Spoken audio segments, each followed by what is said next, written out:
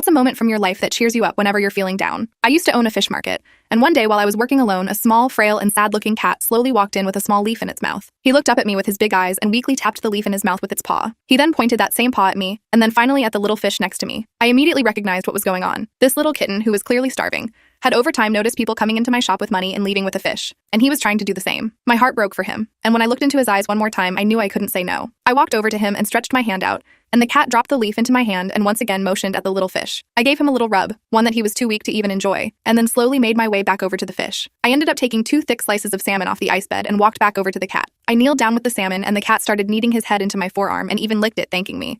I almost started crying, but I was managing to hold it in, until he stopped kneading me and placed his paw on my hand. I realized this was because he had seen people shake my hand, and so he felt he had to do it too to finalize the deal. I couldn't hold it in anymore at this point, and my tears started flowing. I shook the cat's hand and gave him the salmon, and he happily strutted out of the shop with it in its mouth. I wiped my tears, and I thought that was that. But no, because from that day on, the cat, or Yam as I began calling him, started coming to me with leaves every day. He nearly ran me out of business by flooding my store with leaves after he realized the more money he had, the more fish he could get. Yam came down around the same time every day for his 2 small fish, and the more he did, the more he grew. He had more and more life to him each time he came in, and he never stopped coming in until I closed my shop down. And yes, in case you're wondering, I took him in, and he now has a permanent place to sleep.